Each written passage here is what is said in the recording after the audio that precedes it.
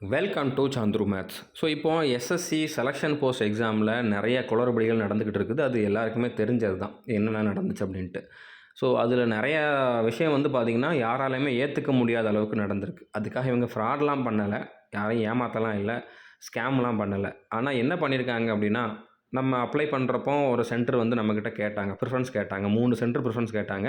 அந்த 3ஐயும் தாண்டி வேறு ஒரு சென்டரில் ரொம்ப தூரமாக இருக்கக்கூடிய இடத்துல வந்து எக்ஸாம் சென்டர் வந்து அலாட் பண்ணாங்க.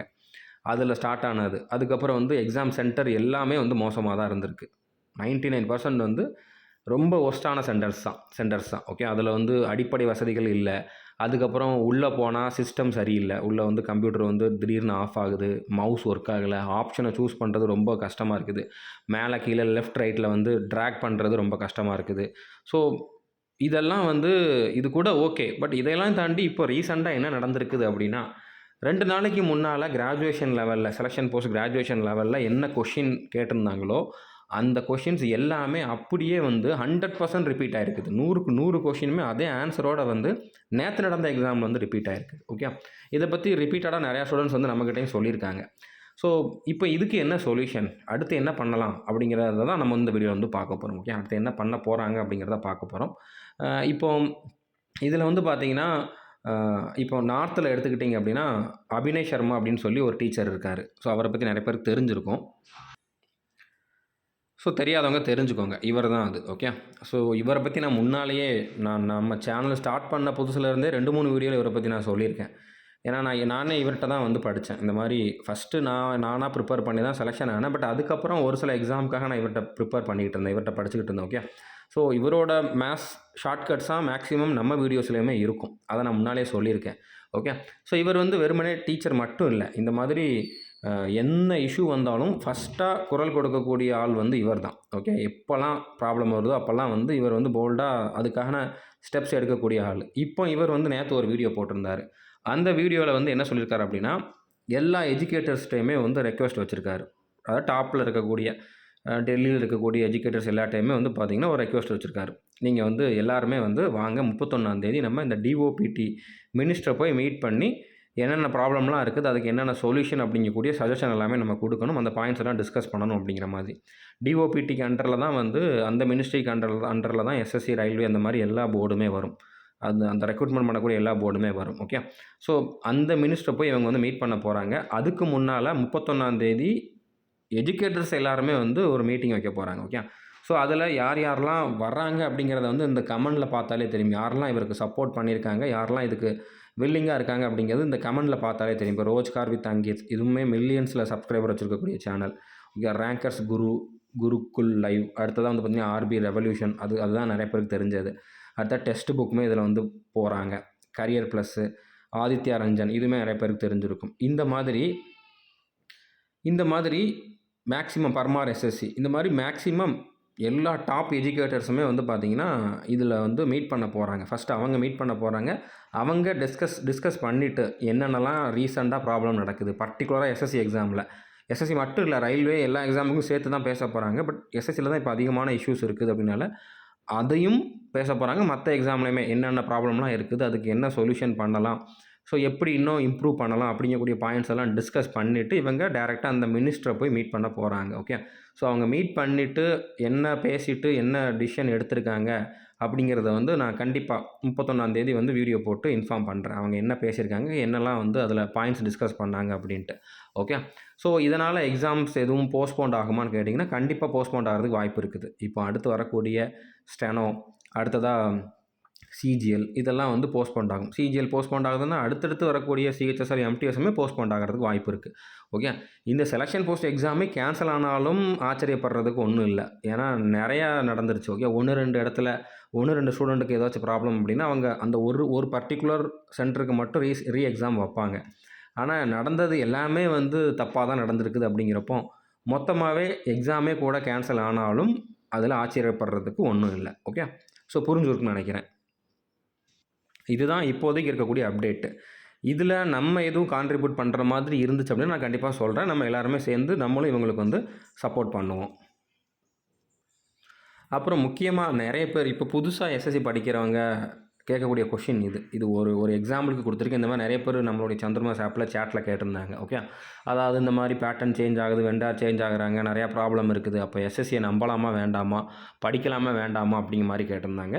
ஸோ இதில் நம்பாமல் இருக்கிறதுக்கு, படிக்காமல் இருக்கிறதுக்கான பாயிண்ட்லாம் எதுவும் கிடையாது. ஓகே, இப்போ வெண்டார் சேஞ்ச் ஆனனால நிறையா ப்ராப்ளம் வந்து ஃபேஸ் பண்ணியிருக்காங்க. அது கண்டிப்பாக இம்ப்ரூவ் பண்ணிடுவாங்க.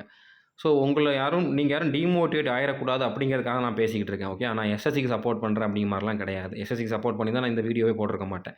ஸோ இதில் வந்து வெண்டார் சேஞ்ச் ஆகிறது வந்து அது ரூல். ஒரே வெண்டாரை வந்து நம்ம ரொம்ப வருஷத்துக்கு வச்சுருக்க முடியாது. மேக்ஸிமம் 3 வருஷம் தான் வச்சுருக்கணும். அது 2 வருஷம் எக்ஸ்டெண்ட் பண்ணிக்கலாம். அதையும் தாண்டியுமே 6 வருஷத்துக்கிட்ட கிட்டத்தட்ட டிசிஎஸ் இருந்துட்டாங்க. ஸோ அப்போ மறுபடியும் இன்னொரு பிட்டு ஓப்பன் பண்ணணும். அதில் புதுசாக வேறு யாராச்சும் வர்றாங்களா அப்படிங்கிறத பார்க்கணும். அப்படிங்கிற மாதிரி தான் வந்து ரூல் இருக்குது. அதில் புதுசாக அந்த எடிகுட்டி அப்படிங்கிறவன் வந்து வந்திருக்கான். ஓகே, அவன் தான் இந்த குளறுபடிக்கு எல்லாமே காரணம். அவன் கம்மியான ப்ரைஸில் வந்து பண்ணி கொடுக்குறோம்னு சொன்னனால எஸ்எஸ்சி வந்து எடுத்துக்கிட்டாங்க. பட் அதுதான் இப்போ எஸ்எஸ்சிக்கே வந்து அகைன்ஸ்டாக போயிடுச்சு. ஓகே, ஸோ இதுதான் வந்து இப்போ நடந்துகிட்டு இருக்கக்கூடிய இஷ்யூ. ஸோ இதனால் வந்து நீங்கள் எஸ்எஸ்சி எக்ஸாம் படிக்கலாமா வேண்டாமா அப்படின்னு யோசிக்கிற அளவுக்கு எதுவும் கிடையாது. இதில் நல்ல வேக்கன்சிஸ் வந்துக்கிட்டே தான் இருக்க போகுது. அடுத்தடுத்த எக்ஸாம் வந்து கண்டக்ட் தான் பண்ண போகிறாங்க. கொஷின் பேப்பரோட லெவல் வந்து கரெக்டாக தான் இருக்குது. ஓகே, 10th லெவல்னால் உங்களுக்கு ஈஸியாக இருக்குது. கிராஜுவேஷன் லெவல்னால் டஃப்பாக இருக்குது.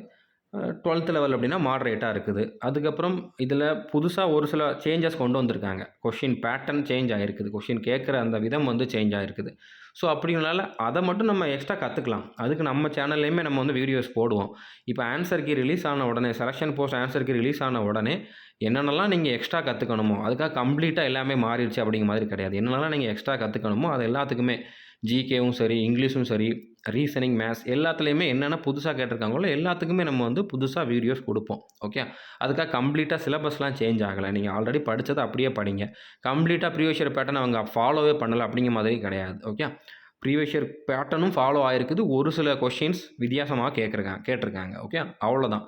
மற்றபடி இப்போ நீங்கள் ஸ்கூல் படிக்கிறப்போவுமே வந்து நிறையா வாட்டி சிலபஸ் சேஞ்ச் ஆனதை பார்த்துருப்பீங்க. டிஎன்பிஎஸ்சி படிக்கிறவங்களுக்குமே இது பார்த்திங்கன்னா சிலபஸே கம்ப்ளீட்டாக சேஞ்ச் ஆகும். ஸ்கூல் புக்கே மொத்தமாக சேஞ்ச் ஆகும். ஆல்ரெடி ஒன்று படிச்சுக்கிட்டு இருப்பாங்க, மொத்தமாக அப்புறம் புதுசாக படிக்கிற மாதிரி இருக்கும். அந்த மாதிரி சேஞ்சஸ்லாம் இதில் இல்லை. ஓகே, இதில் வெண்டார் சேஞ்ச் ஆகிருக்கு. டிஃபிகல்ட்டி லெவல் கொஞ்சம் சேஞ்ச் ஆகுது. அவன் புதுசாக வந்திருக்கிறான் அப்படிங்கிறனால அதில் நிறையா குளறுபடிகள் நடக்குது. ஓகே, அவனுக்கு அந்தளவுக்கு பெரிய எக்ஸ்பீரியன்ஸ் கிடையாது. இவ்வளோ பெரிய ஒரு எக்ஸாம் கண்டக்ட் பண்ண எக்ஸ்பீரியன்ஸ் கிடையாது.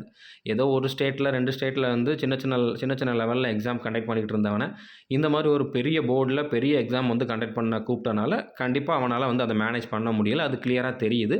அதுக்கு அடுத்து என்ன ஆக்ஷன்ஸ் எடுக்க போகிறாங்க அப்படிங்கிறது 31ஆம் தேதி தெரிஞ்சிடும். அதுக்காக நீங்கள் படிக்கலாமா வேண்டாமான்னு யோசிக்கிறதுக்கு இதில் வந்து எதுவுமே கிடையாது. ஓகே, கண்டிப்பாக உங்களோட ப்ரிப்ரேஷன் வந்து கண்டினியூ பண்ணுங்கள்.